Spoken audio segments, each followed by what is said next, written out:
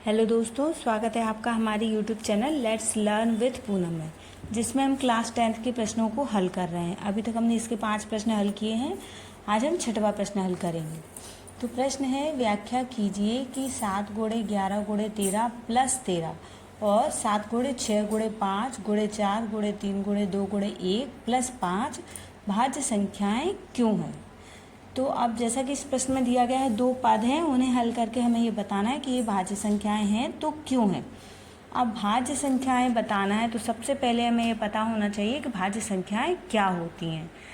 तो भाज्य संख्याओं की परिभाषा लिखते हैं।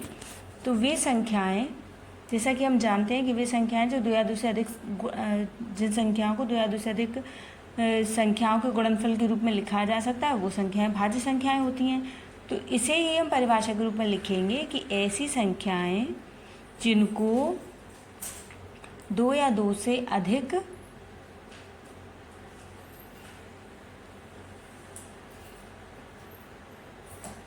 संख्याओं के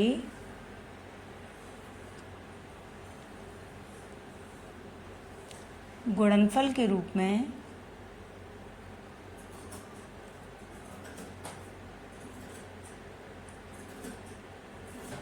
लिखा जा सकता है,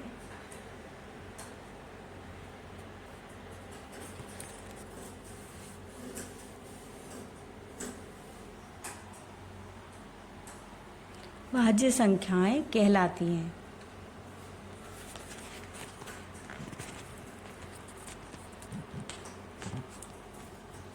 अब ये परिभाषा सीखने के बाद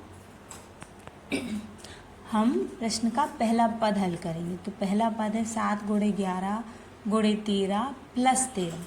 अब जैसा कि पद को देखने से हमें ज्ञात होता है कि पद 2 हिस्सों में दिया गया, एक प्लस के पहले का हिस्सा, दूसरा प्लस के बाद का, दोनों में ही 13 कॉमन है। तो उसे कॉमन लेके हम सवाल को हल करेंगे।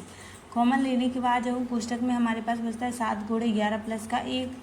अब इसे जब हल करेंगे तो कोष्टक में बचेगा 7 का 11 से गुणा करने पर 77 प्लस का 1। अब 13 और कोष्टक में बचेगा 78। अतः हम कोष्टक को खोलेंगे तो हमें मिलेगा 13 गुणे 78। अब इस तरीके से हमने ये पद हल कर लिया है। तो हमें संख्या में जो हल में जो संख्याएं मिली है वो गुणनफल के रूप में मिली है। अतः हम ये देख के कह सकते हैं कि ये संख्याएं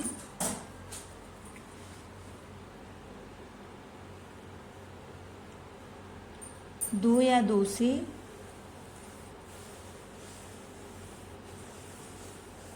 अधिक संख्याओं के गुणनफल के रूप में लिखा जा सकता है,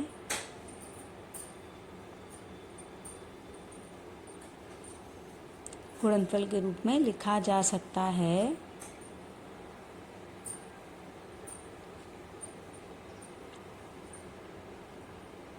अतः ये संख्याएं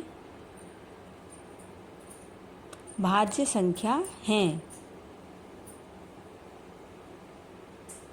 इस तरीके से हमने अपने ये प्रश्न का पहला पद हल कर लिया है। अब हमें अपने प्रश्न का दूसरा पद हल करना है। तो जिस तरीके से हमने पहला पद हल किया है उसी तरीके से हम अपने प्रश्न का दूसरा पद भी हल करेंगे, क्योंकि दूसरा पद भी उसी पैटर्न पर दिया गया है, जिसमें आगे कुछ संख्याएं गुणे में दी गई हैं, फिर प्लस का निशान है और अगली संख्या दी गई है। तो हमारा दूसरा पद है 7 गुणे 6 गुणे 5 गुणे 4 गुणा 3 गुणे 2 गुणा 1 प्लस का 5। यहाँ भी 2 हिस्से हैं प्रश्न के, एक प्लस के पहले का, दूसरा प्लस के बाद का, और दोनों हिस्सों में 5 नंबर कॉमन है। तो 5 को हम कॉमन लेंगे। 5 को कॉमन लेने के बाद जितनी भी संख्याएं बचती हैं उन्हें हम कोष्टक के अंदर लिखेंगे, और बाद में जो 5 लिखा था वो तो बाहर निकल गया, तो उसकी जगह पर 1 लिखेंगे। तो अब हमारे पास संख्याएं अंदर सॉल्व करने के बाद हम संख्या को सॉल्व भी करेंगे। सॉल्व करने के बाद 7 का 6 से गुणा करेंगे तो 42 आएगा। 7 अब 4 का 3 से गुणा करेंगे तो 12 आएगा, और 12 का जब 2 से करेंगे तो 24 आएगा। और बाद में प्लस लगाए, उसके बाद संख्या है नहीं, 1 है, तो वैसा ही उतर के आएगा। अब 42 का 24 से गुणा करेंगे तो हमें मिलेगा 4 से 2 का गुणा करेंगे, 4 दूनी 8 और 4 चौके 16। 2 का 2 से करेंगे, 2 दूनी 4 और 2 चौके 8। प्लस करने पर हमें संख्या मिलती है 1008। अब हम संख्या लिखेंगे 5 कोष्टक में 1008 प्लस का 1। अब अंदर जो संख्या है प्लस करने के बाद 1008 बन जाएगा 1009। तो ये संख्याएं भी हमें गुणनफल के रूप में प्राप्त होती हैं।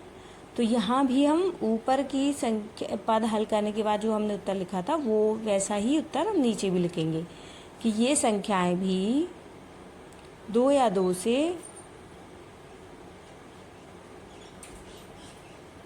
अधिक संख्याओं के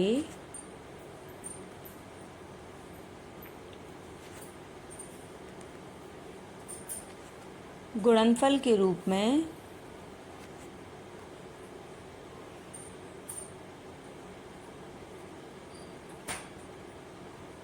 दो या दो से अधिक संख्याओं के गुणनफल के रूप में लिखी जा सकती हैं, या इन संख्याओं को 2 या 2 से अधिक संख्याओं के गुणनफल के रूप में लिखा जा सकता है। अतः ये संख्याएं